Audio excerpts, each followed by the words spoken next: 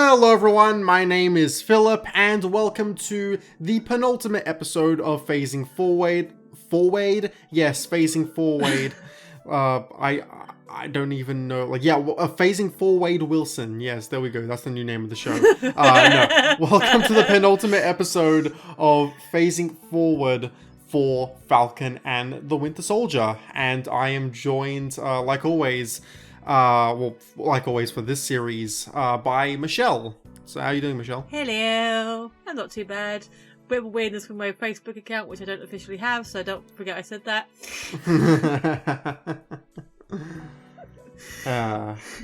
But yeah, now this week we are talking about episode 5. I believe the title of this episode is Truth.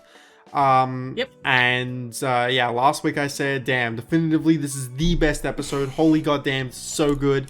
And here comes Marvel once again, fucking saying, oh, you're gonna say an episode of the show is the best? No, we're gonna give you another best episode. Yeah, episode 5 of this series was just delightful. It was so good. It's probably, my favorite episode again up until now. Will the finale surpass it? Who knows? Maybe it will, maybe it won't. We'll just have to see. But really loved this episode. It was so damn good. Very character driven. There wasn't really any action this time around. It was very just character driven, and it was also the longest episode of the series so far. Officially, ranking coming in at an hour, exactly an hour, but considering the fact that there's 7 minutes worth of credits, you can shave that down to more to 51 to 53 minutes. So yeah. But what do you think, Michelle? Yeah, I don't know. I'm not one for necessarily ranking, but I did very much enjoy it, and I agree with all the cool character stuff. I liked. Generally, I liked the slowing it down a little bit, because I thought that's actually quite a nice... Because normally it'd be you'd keep ramping it up, even with the point of, the character saying, hey, we don't have any leads at the moment, so you guys are going to have to sit tight, and then maybe you have a quick montage of where they can't do shit for 2 weeks, and then go straight back into the action, where this actually shows you the 2 weeks, or however long it is, and I like that. Yeah, we haven't really had a slower episode since episode 1, because episode 1 was a nice, to open the series, we focus on Bucky and Sam individually, just seeing their lives after Endgame, and, that was a very, character-driven episode, not really any action apart from the opening, and then from episode 2 to 4, it was just, a constant ramping up of action. Episode 3 had, a lot of talking, but at the same time, it was although I had a lot of talking, it was it was in the middle of the action. Not only was there action, but also it was a lot of information for the current conflict and exposition dump. Whereas it was still in the moment essentially. Whereas this is very much, we've had this big, oh my god, Captain America killed a dude in the middle of in the middle of this town, and and that wraps up in the beginning of this episode, and then the remainder is all just character stuff with Sam, Bucky, John. It's great. It's so good. In fact, let's begin there at that opening scene, because I feel like we could just discuss this opening scene right now, and then the rest will just domino out of it. It's great confrontation. Great confrontation between Sam and Bucky against John. John's completely gone off the deep end. It's this was bound to happen eventually, but I love how with the trailer, how you see him in his uniform, the mid-season trailer, I should say, which I did end up watching. I didn't watch it for WandaVision, but for this one I ended up watching it because I don't care as much about series spoilers. I didn't. I actually didn't watch the trailer, so I'm interested to hear what you're about to say. Essentially, the way they framed the scene of John, in his uniform saying, "I am Captain America," in the Senate, the way they framed that is as if he was saying that to I may be misremembering it, but I'm pretty sure the way it was framed was as if he was saying that to Sam, and so that it was kind of, although everyone knew that Sam was going to be taking back the shield, It was kind of framed as if, it was going to be framed as if he was still going to be Captain America for these last 2 episodes, and that he would, remain as such, like, till the very end, and that, like, he could maybe get past, what he did. But as we see in this episode, that was absolutely not the case. So, like, we're just jumping straight into him losing the mantle, which I'm all for, because it just, with the way they handled it all and the way they paced the episode, it was great. It was freaking great. Good action sequence as well. Yeah, it was really, really good. And like as someone else pointed out, like they kind of getting their asses handed to them until they start working together. Mm-hmm. And then it's like, then they just, Yeah, it's always it always makes for a better action scene when, like, there's a certain goal to go after. Like I've mentioned this before in Phasing Forward with both the WandaVision finale, and then also I believe I mentioned it in the first episode with the opening action sequence. But it's always better.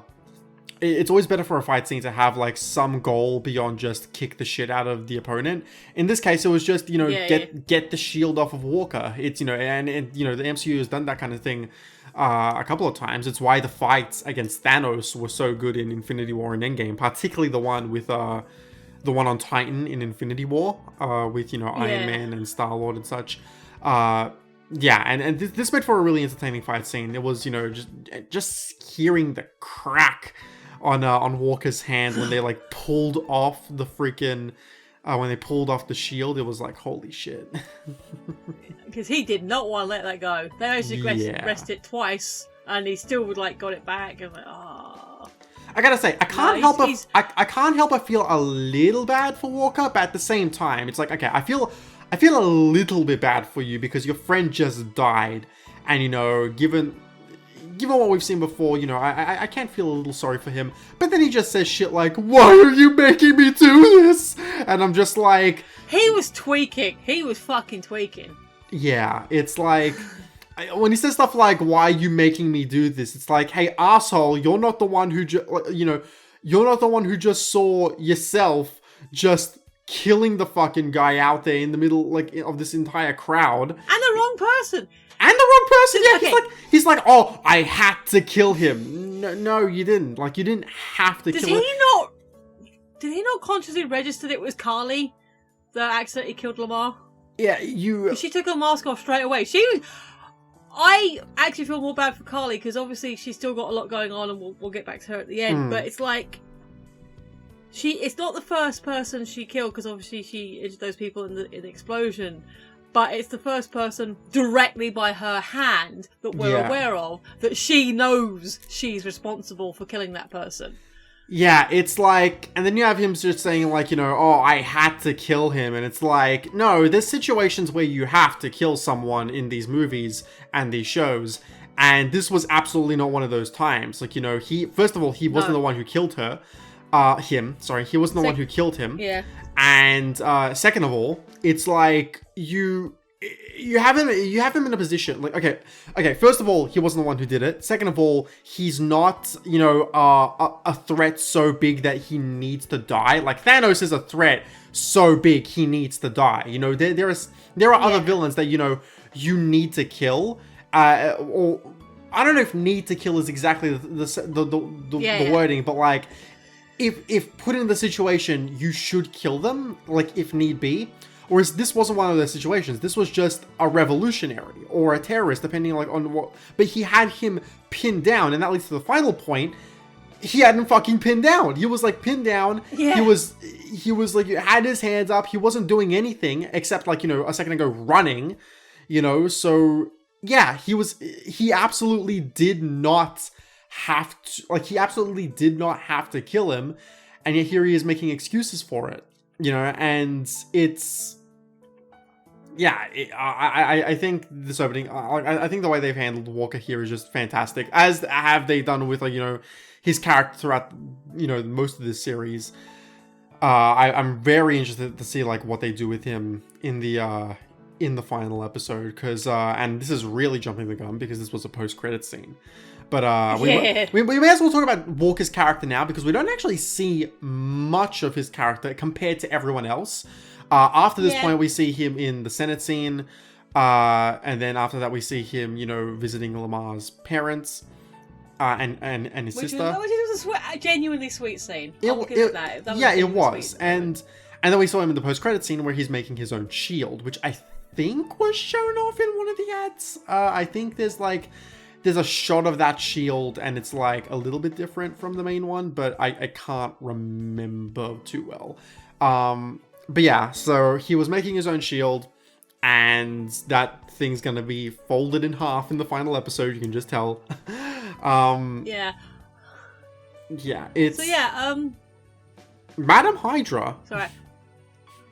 Yeah, I was gonna say about the shield. Fun fact, I did a welding course when I was unemployed a while ago.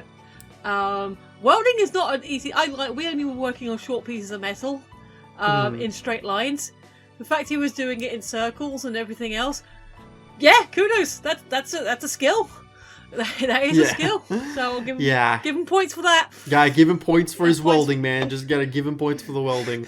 But then we got Madam Hydra, who I did not know that it was Madam Hydra the first time I was watching. That's the speculation, isn't it? But because her character in the comics was Madam Hydra at one point. But I don't think, because like we've addressed in the past, Hydra's kind of a dead organization right now in the MCU, which doesn't mean that people can't, rise it back up and rise it from the ashes and make it be a thing again. But there's a chance that she's not playing. There's a chance, she's playing the character, of course, but there's a chance that she's not Madam Hydra in this in this universe, and that she could just be playing the character, but just not a Nazi. So apparently she was supposed to debut in Black Widow, but plans changed for that, of course. Don't know if she's going to be in the movie anymore now after the delays, but we'll just have to see on that end. It'll be interesting to see what she does from here. Maybe she's the one who ends up making a bit like the evil villain team. Maybe she's the one. Who knows? I mean, the other speculation is that she's the power broker. But I don't know how that would fit in with... Only reason why I'm thinking maybe not she's the power broker is because if she was gonna pop up in Black Widow as well, and this is a character who's gonna be popping up in multiple movies and series, then maybe she has because the power broker is something very specific to this series. They may be going through for future Captain America stuff, but if she's gonna pop up in multiple stuff, then it makes me think that it would be something larger than just being the power broker. But who knows? We'll just have to see on that. I found it.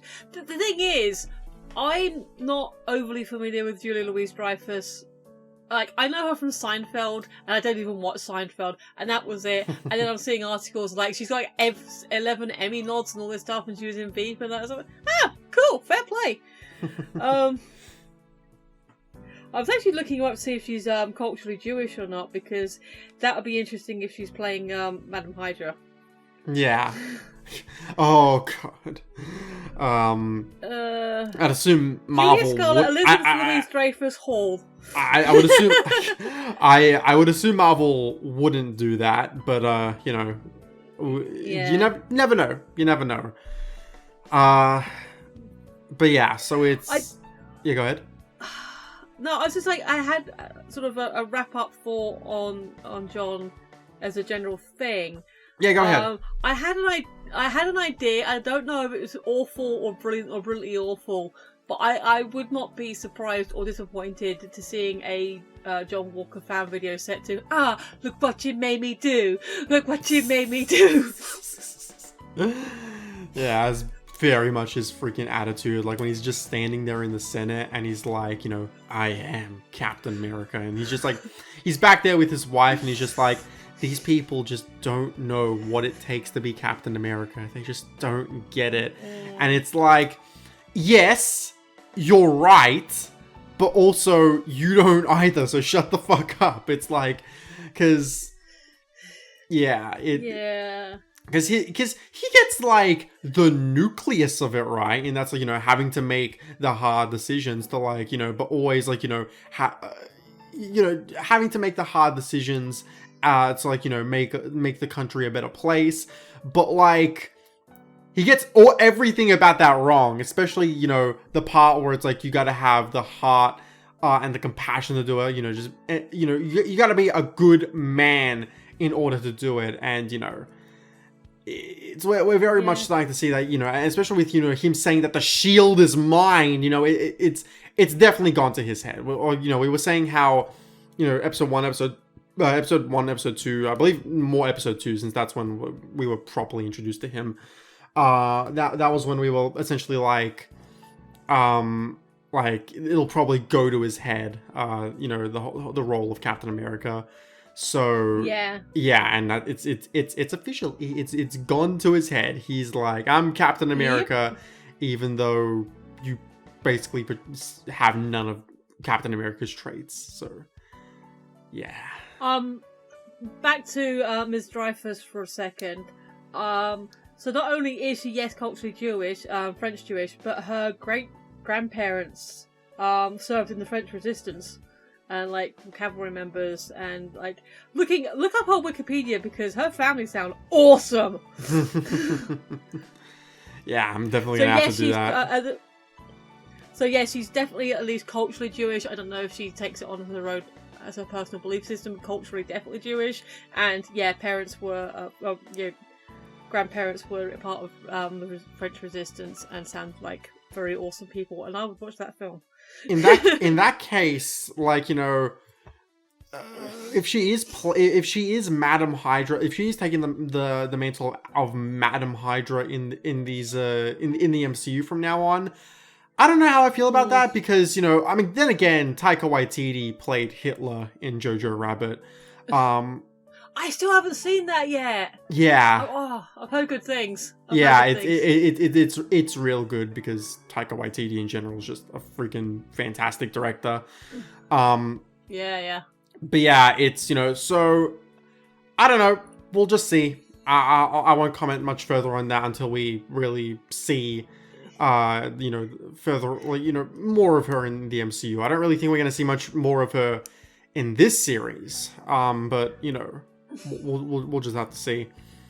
So then, of course, moving past John Walker, moving past the opening scene of the episode, Sam and actually, I did want to bring up one thing regarding the action scene. Though no, you know what? No, I'll leave it for when we talk about Sam. There's one thing I want to discuss in regards to Sam in that scene near the end of it. But Bucky and Sam then go their separate ways for the time being. I will cover Bucky first because his story gets less time to shine because there's not much of it to show in this episode. Essentially, we see him going up to Zemo and just wrapping up that entire thread. And yeah, I mean, it didn't surprise me that the gunshot, or that the gun was empty, because all the trailers just couldn't stop showing that shot of Bucky like letting the bullets drop from his hands. That was one of the first scenes from this series that was shown in the initial Disney Plus MCU sizzle reel, like way back when they did that last year. But yeah, that is a really cool shot, and I genuinely forgot it was in the trailers until I was watching it in context. Yeah. I really like the way that they wrapped up Zemo's story here, and like Bucky's connection with that. I don't think this is the last time we're gonna see him in the series, but I do think that this is the end of that kind of subplot. I feel like going forward, the only thing we're gonna see him in going forward is a post-credit scene of the such, because I feel like his story in general, like he was only really there to add on to the story with Carly and the Flag Smashers. He was only there to like really supplement that story. So I feel like now that story is coming to its end, I feel like it makes sense to kind of like write him out of the series. But then of course we can get a post-credit scene where he where we see him probably like, you know, escaping the raft or escaping the Wakandans. The Wakandans. I'm an idiot. What is with me mispronouncing fucking basic words tonight? I'm an idiot. Is Wakandan a basic word, though, to be fair? Granted. But, you know, but yeah, so I definitely feel like, you know, Zemo isn't going to really play a part in the climax of the series. I definitely feel like that's going to be a post-credit scene where we just see him escaping. Because also we didn't really see him much with the mask this time around. We didn't really see him wear that, wear the purple sock for a lot of this series. So, which is fine, you know. I like seeing Daniel Bruhl's face. Bait. That was probably trailer bait, but, you know, I definitely think that, you know, it's reasons like that. I mean, they didn't kill him, which is good. I'm absolutely glad that they didn't kill him. You know, keep Zemo around for, you know, future shit. Again, keep saying it, but just build up your rogues gallery. You know, we have Agatha now. We have Zemo. We have all these villains. You know, just build them up. Keep John Walker alive, because there's so much you could do with him as US agent. For like, you know, a Thunderbolt series or whatever. Yeah. On Zemo, yes, I'm glad he's alive. I'm glad he sort of got his like moment outside the Sokovian monument. And yeah, but there's something I wanted to mention last week, which we sort of missed the moment. Mm-hmm. When John came into the apartment and started sort of mouthing off and saying, "Oh, we should have been team," and like, and this, why you believe this guy's like, they're like, because he's actually been useful. He's actually helped us. He's proven his worth. What have you done? Yeah. And yeah, Zemo. I mean, yes, Zemo absolutely has his own agenda, but because their agendas were lining up, it's like, all right, well, I'll go with you guys because, you know, you're straightforward. You're not beating me up every 5 minutes. Yeah. We're just getting on with it. We're going around the world a little bit. Yeah, why not? I've nice to stretch my legs. It's been a while. Yeah, it's so yay Zemo, basically. Another thing I could see them doing if they don't have him escape the raft is if we like establish a few more villains going to the raft in the next few shows / movies. And then when we do eventually do a Thunderbolt series or a Dark Avengers series, that's where they pull them from. That's where they're like, okay, here they are, you know, let's take, you know, all these villains we've sent to the raft, and now that's your evil team. And I really hope we get one because you know, DC has the Suicide Squad, and, you know, Marvel has their fair share of evil teams as well. It would be good. It would be a different feel from Suicide Squad, which is good. Yeah. You know, but, you know, I would definitely love to see them, you know, doing a series like that, because that would be really, really, really cool. Because the only other one big villain that I know is still alive is Vulture, but that's more complicated because Sony. Yeah, and also we did see him in the Mobius trailer, so they're kind of trying to imply that Sony's Marvel movies take place in the same universe as the MCU. So I mean, you know what? I'd be all for that, granted, but like, you know, at the same time, it's just like you could just imagine Kevin Feige's face where it's like, who said you could do that? Who said you could fucking do that? I'm sure he probably doesn't care, but like, you know, it's and also Wikipedia is trying to hide, like, you know, Michael Keaton's in Mobius playing some character, and it's like, shut up, guys, you know it's Vulture. You know he's playing Vulture. Yeah. But yeah, it's yeah, they wrapped up. I'm looking forward to Mobius, actually. It looked interesting. I'll see how it looks as we go on. I just don't really like Jared Leto. But other than that, it's like it looks fine. You know, I'm more excited for Venom 2. Let there be carnage. You know. Cool. I cannot. Yeah. I can't wait for that one. But yeah, so Zemo's story, you know, wrapped up very well, and it's not the end of Bucky's story, but it definitely, you know, was the scene that, that's leading him to like the end of his story in this series. Yeah, and then we move on to Sam. He's, he has the shield now. Yeah. He just left the wings with Torres because you just like keep them. You can, if you want to follow the comics and become the Falcon yourself, then you go right on ahead and do that. But I'ma take this shield and I'ma go talk to Isaiah. And that scene with Isaiah is brilliant. It's absolutely brilliant. It is beautiful, but just prior, just very sick. How scary was it when John pulled off the wings? Yeah, I was like, hot damn. I was like, no, the wings, no. Just the fact he had the raw brute strength to do that, because I've got to imagine those things are pretty fucking sturdy, considering altitude and speed and everything that Sam puts them through. Yeah. Nah, don't worry. He'll have a new pair now the Wakandans have come in. Yeah. And you gotta imagine that new pair is gonna be vibranium because it's the Wakandans. You gotta imagine that now that's vibranium. Yeah. But if Torres can fix the wings, then I look forward to seeing what they do with Torres because he seems like a fun character. Yeah, he seems like a good people.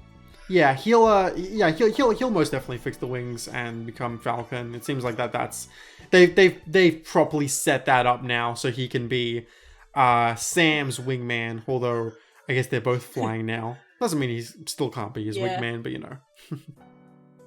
Yeah. But yeah, so Isaiah. Yeah, the scene with Isaiah is just brilliant. Loved it. Just chef kisses all around. There was talk of like, are they going to bring Isaiah back in the series? Was this just a one-off of the episode? No, they brought him back for the series, and I'm happy they did so because now we can, tie up that, that loose end. We can have that scene with him and Sam because we didn't really get them talking in the last scene, and. Yeah, we just get a, expansion on what they did to him in those 30 years, which we could piece together with, like, what he was talking. But it's a very good scene because, it definitely, like, pushes that question of, even if the United States would be fine with a black man being Captain America, would a black man even want to be Captain America given the Shield's history and such? That line that Sam says in this episode and in a bunch of the trailers, the history of that Shield, it's complicated. But I love how this episode, more than any of the other ones, kind of just built up that, yes,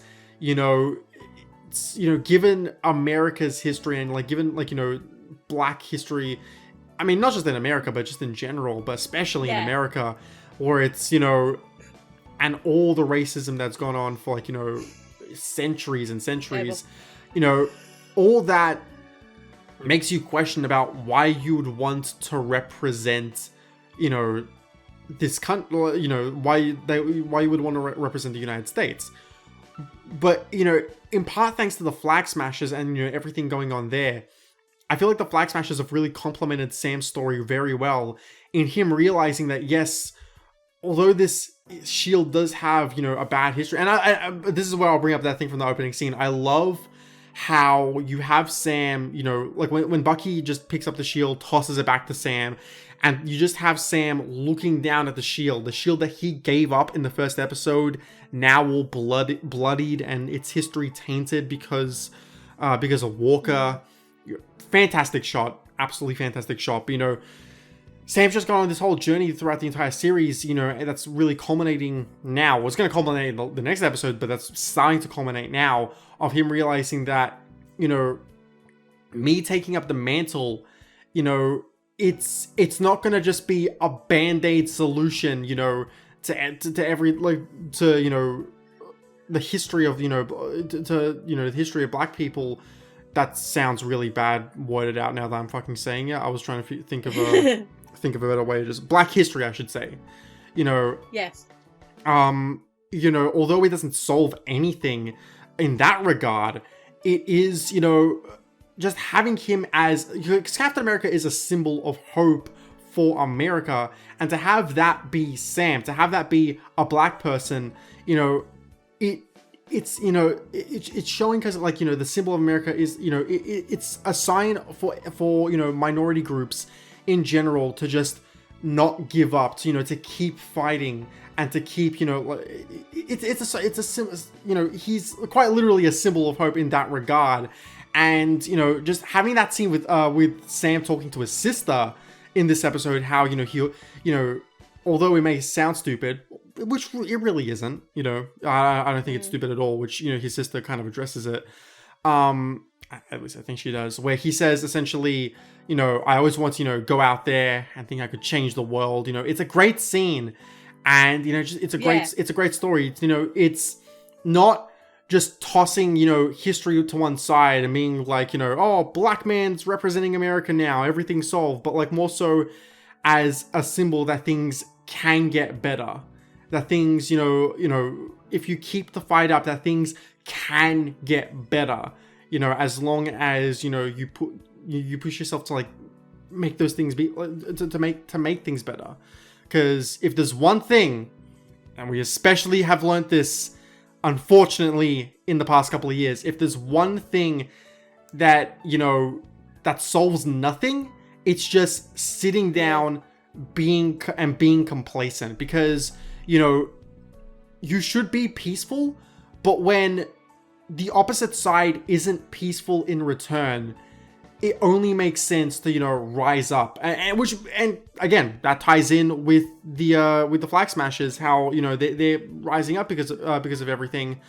But it's, you know, whereas they have, you know, whereas Carly has potentially gone into like more of a radical side, you know, you have, you know, Sam, who is willing to, you know, stand up and put in that fight, but in a position as Captain America, where you know, again, I feel like I've said this like 5 times already, you know, although it's not going to solve racism essentially, it is the right step, because it shows people that, you know, you can't, you know, it shows people not to give up hope in this regard, and, you know, to like Sam says, you know, just to go out and make the world a better place. I apologize if you know, if I'm just stumbling over my words too much, you know, with this ramble. I'm apologizing for this in particular, because, you know, this is a very heavy subject in regards to racism, and I'm, you know, a pasty white person talking about this, so you know, and so I apologize if I don't have nearly the amount of insight, because generally I don't, but like, you know, I hope I've kind of talked about it, you know, respectfully enough in this regard. So, but yeah, Michelle, what did you think, essentially? Yes. Sorry. That you said a lot, and I'm trying to pass out.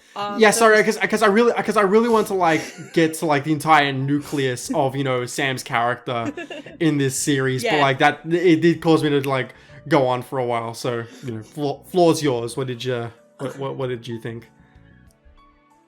Yay, Sam! Yay, Sarah! Yay, the boys! We'll get to that in a second. Yeah, honestly, we'll get to that in a second. But I did really love how we got another episode just focusing on Sam's family. Yeah. No. Yes. Yes. I really enjoyed the scenes with Isaiah. I think the actor playing him did a great job. I don't know if I've seen him in other stuff. I'm sure he's wonderful in everything he's been in. If this is anything to go by, the one thing that I sort of was a bit, and Sarah kind of sort of said as well, is like, you know, why should a black man want to be the Captain America? And then I was like, well, yeah, okay, but that's just like your opinion, man. And Sarah is pretty much the same. It's like, don't let Isaiah get into your head. If this is what you feel is right for you, then that's your choice, not his. Mm-hmm. Yeah, the stuff with like cleaning the blood off, because like a part of my brain was like, isn't that evidence, like cleaning the blood of the shield? But then as Val, the Countess, Lady Hydra, whoever she is, pointed out, yeah, it doesn't, because like at the end of the Senate hearing, you hear him say, "Oh, we want the shield back. We want our shield back." And, doesn't belong to you, mate. Yeah, the Countess was like, "Yeah, this is kind of like a legally grey area, because the original shield that Howard Stark made has been destroyed. this is a new shield that presumably came directly from Wakanda. Yeah. So no, it doesn't belong. It only belongs to the US government in the sense that Sam donated it to the Smithsonian. But even then, that was him gifting it. It's still, you can still, the Wakanda could still claim it back and say, hey, look, if you ain't using this, then go. If you're not using it and or displaying it, because we'll respect you displaying it and keeping it with the rest of Steve's stuff. Other than that, no, it's actually not yours. Yeah. So yeah, like I said, it is a different shield because it as shown by the shapes inside the star.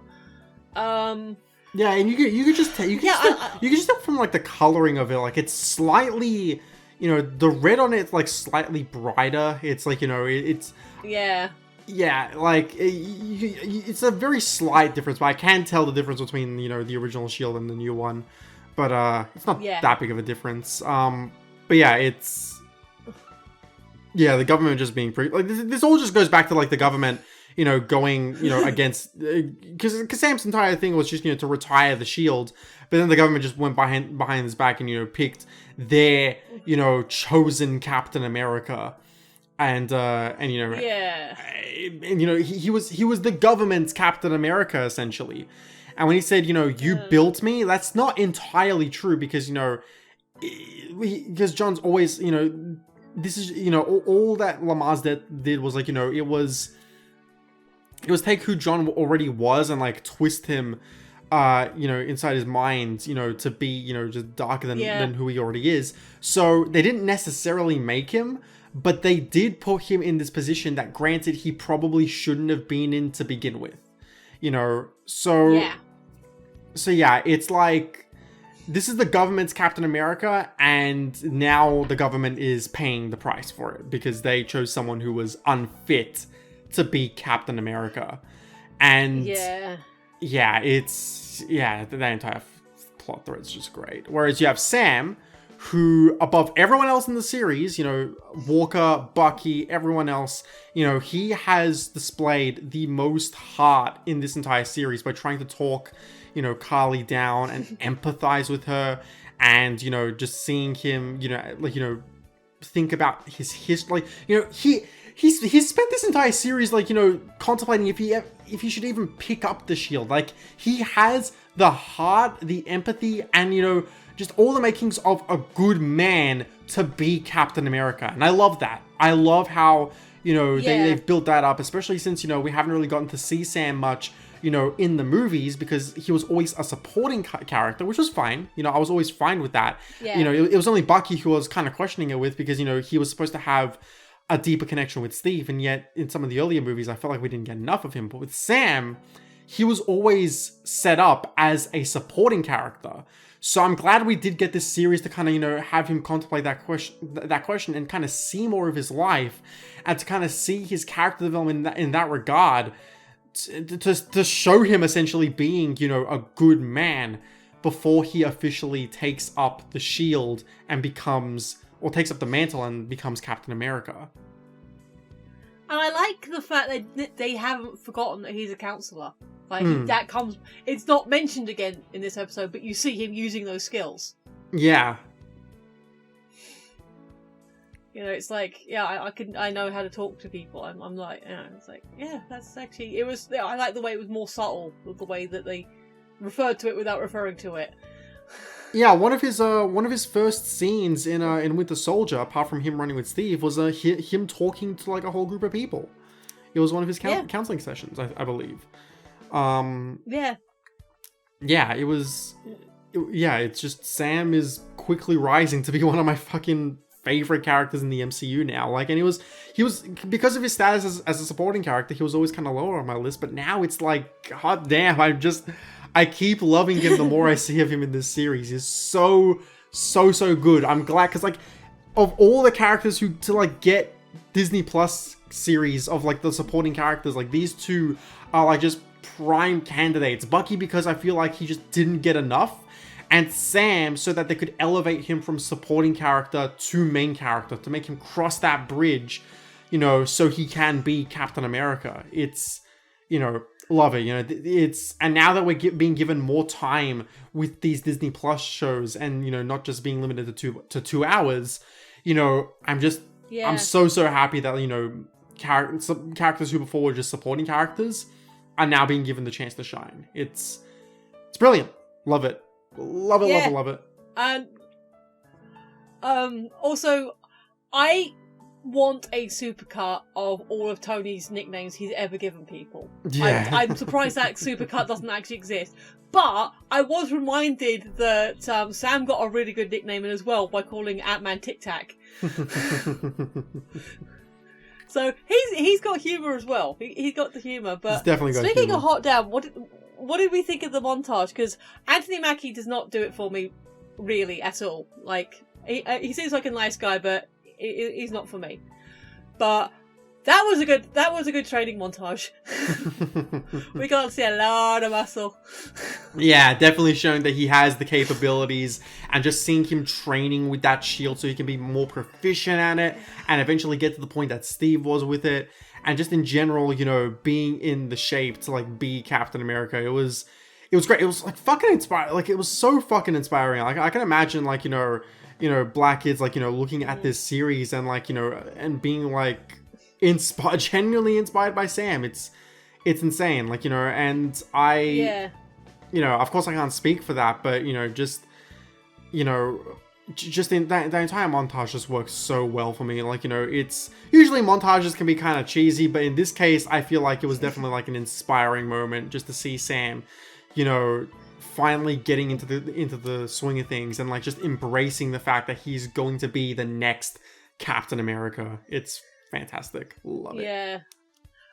And something someone pointed out in another review where the kids when he's running around doing lots of the property, and the kids are shouting out, "Uncle Sam, Uncle Sam!" It was like one of the people like, "Oh, subtle." It's like, because as a British person and an Australian, I'm guessing neither of us picked up on that straight away. I did not pick up on that straight away either. I'm just picking up on that now. Uncle Sam. Oh my god. I'm just picking up on that now. Holy shit. But I definitely one more point to talk about Sam before we Yes. one more point to kind of bring up about Sam before we move on to kind of more wrapping up the episode is I again, like talking about about Sam's family is I'm so happy about them you know, moving on with that, and you know, showing Sam, like, you know, showing Sam calling up like, you know, everyone who's, you know, owed his parents, and you know, everyone just showing up because, you know, everyone just has like mad respect for the Wilson family, and it's fantastic. Yeah. It's you know, I don't know how many times I can say amazing and fantastic in like, you know, in a single video, but you know, there you go. I like the sort of subtlety of the way that's introduced with Sarah making sure the boys give some of their lunch to a couple of the other kids, and like say, "Oh God, yeah, just like Mum feeding all the other kids." Yeah. Hey, how many favors are we owed? Yeah, that was a nice moment that I didn't really pick up on my first viewing, but like on rewatch I was like, oh, that's a real nice moment to like really humanize Sarah. Like, you know, it's of course she definitely felt like one of the more human characters anyway, because you know, she was just a regular person who, in Sam's life. But it was a nice moment to like really show, like, for her to really stand out, and like, you know, I definitely really loved it. And then of course we get Bucky coming in, and we get the scene between him and Sam. I think that's really the best final scene to really touch on regarding them. Hot damn, you are coughing a lot. I know, I've got a tickle. Let me just get some water. I do like the way that Bucky came in, where they're like, "Cool, engine, right, now how the hell do we get it off?" And it's like suddenly just, "Wink, you're welcome." Yeah, I love I love the right-handed thing, where it's just like, you know, don't always pick up on it because, you know, I'm right-handed. You know, I don't always think of it because I'm right-handed. I literally went, yay! I was like, vindicated. Yeah, I was like, we literally talked about the last phasing forward episode, and it's like, yes.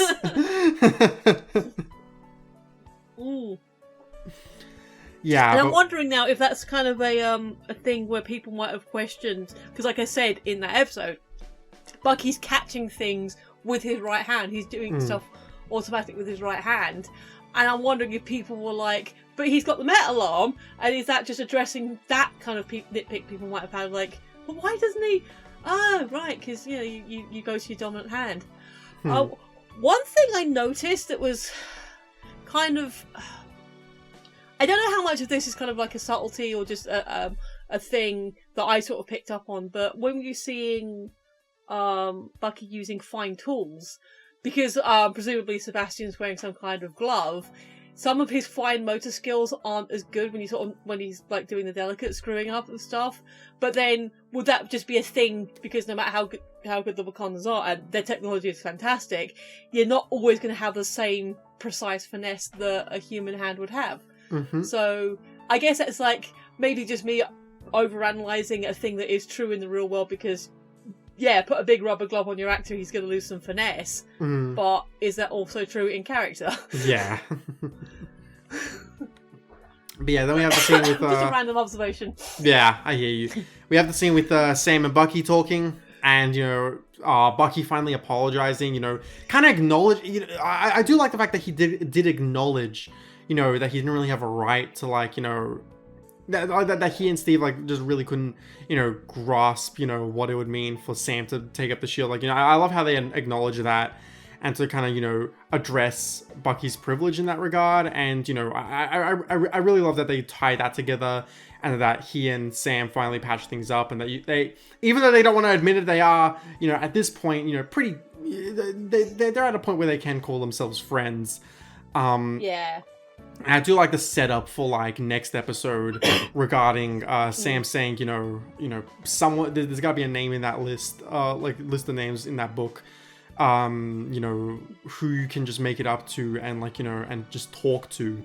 And of course, that's gotta mean Mr. Nakajima. So I'm thinking that probably either beginning of next episode or after the final battle, we're going to see Bucky going to Nakajima and just explaining everything that happened with his son. So that'll be interesting. Yeah. I'll be really interested to see how Nakajima takes it. Because, is he going to be, angry at Bucky? Is he not going to, hold any ill will? Will it just be a kind of in-between thing and we're not really sure?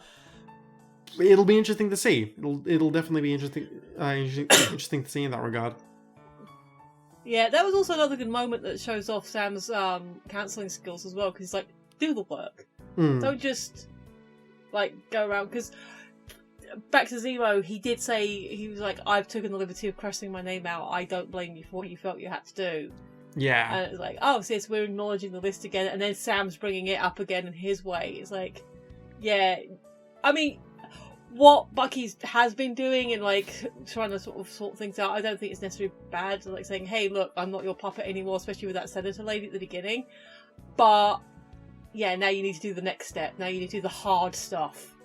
Yeah. The stuff that will be hard. You will have to go more of a journey on. Mm-hmm. But also just a quick point. Whatever institutionalized or internalized racism that Bucky may have had from his upbringing, being from the 30s New York, he don't have it anymore, because he was definitely flirting with Sarah. Yeah. Yeah, that was that was a funny Whether or not anything comes of that, but that was definitely hate. It was hey. Me and my brother were both just laughing at that. And just on that, just on those kind of subtle moments, just seeing them being chill, just being, not in a moment, not in an action, just being, just having a period of time where they can just because the second half of this episode, or at least the middle chunk, was just all them just taking a step to just calm down and relax and and just chill like that. A lot of people's favorite moments in the MCU are like moments like that, like the whole the whole bit that they're in the cabin in Avengers: Age of Ultron or stuff like that.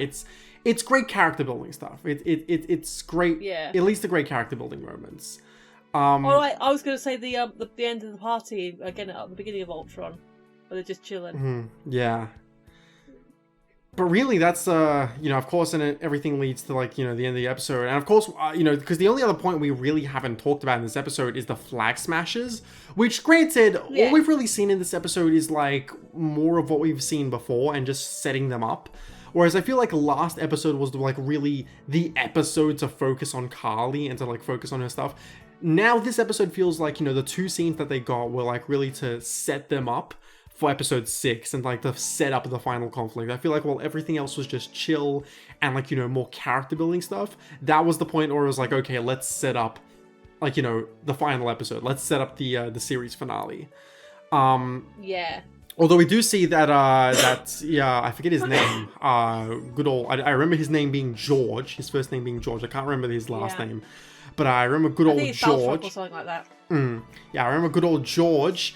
Who we saw in episode 1. I can't remember if I addressed if he was also in Winter Soldier, but that's something most people probably know. Yeah, he was in Winter Soldier. I can't remember if I brought that up or not. But we see that freaking he's with them now, and it appears that Sharon freaking helped him out in terms of like breaking out of jail. So yeah, more just setting up of Sharon's part. Again, like I've been indifferent towards Sharon. It's definitely like they're playing the mystery game with her, so we'll see where that goes in the final episode. Just nothing really to talk about with her because they keep, setting up that mystery and just having her be on the side. So, yeah, one of the weaker parts of the series for me. But whatever. We'll just have to see how where it goes by the end of the series. But I also I like that Baltrop comes in. He's geared up with all the stuff. But even then, he tells her, "Hey, I'm not here. I just want Sam. I'm not here to get to join your revolution." So even he's got his own thing going on. Oh, speaking of the revolution, wow, that ping went out and a lot of people stood up. Yeah, I was like, wow, like there's more people than even I was expecting for this revolution. Like, oh damn, like this entire fucking park is just like on Carly's side here. Yeah, and then of course that leads to the end of the episode where we see. When we see the at the vote, we see that they're starting to take over, and they're about to execute whatever their plan was, and we see Sam. Go ahead. No, I was gonna say because a couple of people commented on, oh, this sort of vote seemed to come out of nowhere. No, it was actually threaded. They have threaded it across the series. Yeah. So, for those of you who missed it, no, it was there. I can't remember the specific name, but like, oh yeah, that thing they talked about previously. Yeah, they have addressed it. I sort of liked and didn't. I liked and didn't like because that one guy was like, "Why are we even having a vote? We've got people that we can just do this." Yeah. And yes, he did get pushback. People said, "No, we still need to do the thing." That guy's been a real prick. That guy's been a real fucking prick this entire series. Not Hayward levels of being a prick, but still like. You're a piece of work, aren't you? Like, you told Sam like, oh, thanks for giving us the shield, and then you immediately went behind his back and got Walker. You tried to, and then you at the start of this episode, you have this scene over here. It's like, yeah, you're a real piece of work, man. Fuck you. Like, fuck you. I didn't pick up that it was the same guy throughout. I'm pretty sure it's the same guy. I'm pretty sure it's the same guy. Interesting. That makes some sense. But I like the fact that, okay, yeah, somebody's going to say, I've always said, like, in the crucible of ideas, somebody has to have the idea. Good or bad, someone has to be the first one to have the idea. But then, yes, he did also get the pushback. But, and then the episode... the episode ends with Sam opening that briefcase from the Wakandans, and you don't see it because they have to be freaking teasers. But you can definitely tell it's his Captain America suit, and I cannot wait to see that in this final episode. Just see him finally becoming Captain America. It's gonna be good. It's got gonna to be good. It's got to be his suit and his wings. Because if it's not wings as well, then what's the point? I definitely think he's gonna have the wings. They were on the leaked toy, which I definitely think that toy is not gonna like be totally representative of the final thing. But I definitely think that he'll still have the wings because he still has the wings in the comics. So yeah. Yeah, that's cool. I haven't seen any of the leaked toys or anything. I try to avoid stuff like that. Yeah. Yeah, this episode was just freaking, this episode was just great. It was fucking fantastic. A lot of heart. I did enjoy that because I like the quiet moments. I like the stuff, like even the subtle stuff for the boys. Like they're going to be good men when they grow up. Yeah, it was definitely my favorite episode of the series so far. Don't know if the last episode is gonna, trump that or not. It didn't with WandaVision. Even though I'm not one of the people who was like, oh, the WandaVision finale was, it was disappointing because I didn't find it disappointing. But even then, it wasn't my favorite episode of the series. But yeah, this episode was definitely like just so good. So character driven. Just diving in and getting to the point where we're almost at, the conclusion of Sam and Bucky's characters and really just delving into their characters and, Yeah. It was very character driven. I've said that like 50 times by now, but yeah, I just love that shit. That I eat that shit up just all. It's why my favorite episode of WandaVision is episode 8 and we get to see her past. It's, yeah. It was fantastic. It was good. Yeah. I concur. Mm-hmm. I enjoyed the driving of the characters. Just the whole, it had a nice sort of chill vibe.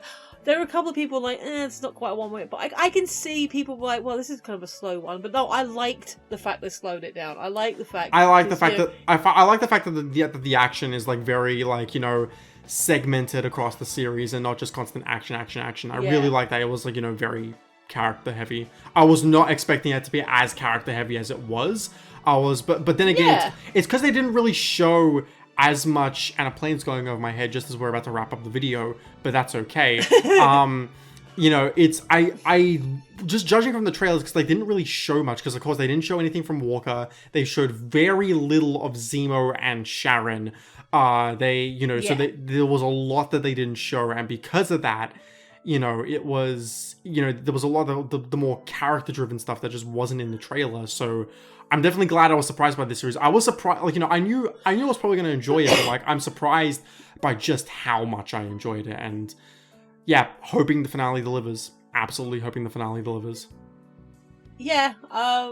Again, my thought when you were saying is like, I wasn't sure necessarily it wasn't going to be like, them doing like going off on some missions and stuff. I didn't know it was going to be like a single arc. I thought it might have been more anthology, like more like an anthology kind of like where it's more episodic. Whereas the whole complete story. Yeah, no, I like that approach. I like the fact. Yeah. I think Loki's going to be probably the first one that's episodic, but still has an ongoing arc, isn't it? I'm thinking that as well, but like it also seems like there's going to be some serialized stuff to that, so we'll just have to see. Yeah. I'm looking forward to Loki, but why is there such a long gap? Because just to give people time. I'm actually happy for that, so we can, so me and Zen and you and Casey can do the WandaVision series review and then also the series review for this. But with that being said, next week will of course be the, I say next week, but it's probably gonna, because this video in particular is probably gonna come out a few days later than usual because I unfortunately have some assessment stuff to do, so I'm going to be splitting up my editing for this because I really got to focus on my assessments. So it'll probably be coming out, Wednesday-ish. I'm hoping Wednesday-ish my time, but we'll see. Maybe even Thursday-ish, but, definitely before episode 6 because we're recording this now. Yes. But yeah, I can't wait to see the finale. And then after that, we'll take a few weeks break, and then me and Zen will be back to talk about both WandaVision as a whole and then Falcon and the Winter Soldier as a whole, and we'll definitely bring Michelle on for that. Yay. But yeah, with that being said, guys, and also how weird is it that this is like probably the shortest or second or third, it's either the shortest or the second shortest phasing forward episode, and yeah, this is like the longest Disney Plus Marvel episode so far. Yeah. Yeah, I mean, it wasn't as dense. Like it gave time for things to spread out. So But with there's a lot there, but yeah, talking about it is quite quick. Mm-hmm. Thing happened. It was good. I liked. Yeah. Next. With that being said, everyone, I'm Philip. I'm going to acknowledge that we have new art, so thank you, Casey. It's awesome. Yes, thank you for bringing that up. I almost fucking forgot. Thank you so much to Casey for drawing the new artwork for Michelle. I should have fucking brought that up at the beginning of the episode. I'm an absolute idiot. So thank you to Casey for that. You should have, and I was going to pull it up, but then you kind of went off on the thing. It's like, the moment's gone. I'll leave it to the end now. With that being said, yes, guys... I love the jumper. With that being said, guys, me and Michelle will both catch you next week for the finale of Falcon and the Winter Soldier. See you then, everyone. Bye!